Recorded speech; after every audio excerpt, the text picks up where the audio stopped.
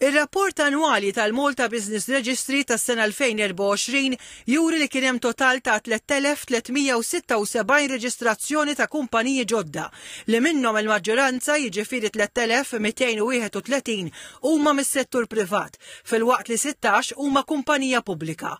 Kien hemm ukoll 77 sħubija kummerċjali u kumpanija Ewropea. Il-kap eżekuttiv tal-Malta Business Registry, Dr. Geraldine Spiteri Lucas, qalet li s-sena li għaddiet saru kważi 1500 spezzjoni fil-kumpaniji biex jaraw li qegħdin joperaw b'mod legali u li d-dokumenti huma kollha korretti.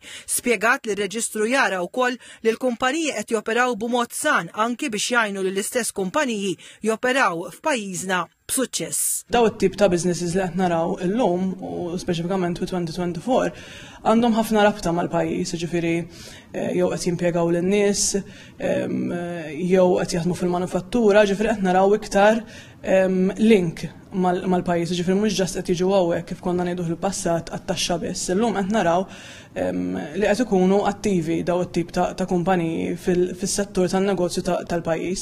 Sa minn tmiem is-sena 2023 sal-lum il-Malta Business Registry qed jopera b'mod online bilan li jnaqqas aktar il-burokrazija b'tim speċjalizzat li jassisti l-istudien tal-kumpaniji li jistgħu jirreġistraw jissottomettu d-dokumenti tagħhom kollha online. Is-sena li għaddiet l-MBR kellu l fuq minn 206,000 dokument jipproċessa u rċieva mal-40,000 email jew telefonata.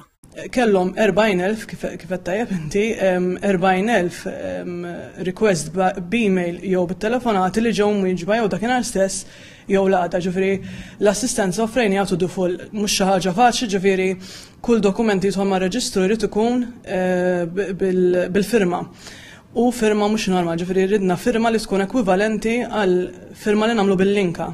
Dr. Spiteri Lucas qalet ukoll li l-miċċifri u d-dokumenti miġbura s-sena li għaddiet wieħed jinnota li n-nisa minkejja li jkunu shareholders f'kumpaniji ma jiġux f'dati bħala diretturi. Li kien hemm xi ħaġa li forsi li ddejjaqni bħala mara wkoll hi li mbagħad meta niġu għal dak li huma diretturi il-persentaġġ kien inqas. B'reazzjoni għal ħidma tal-MBR, il-Ministru għall-Ekonomija Silvio Xkembri qal li s-sena 2024 uriet li r-reġistru huwa dejjem impenjat li jkun fuq quddiem fl-innovazzjoni fil-waqt li jissalvagwardja il-vantaġġ kompetittiv ta' Malta f'xenarju globali li dejjem jevolvi.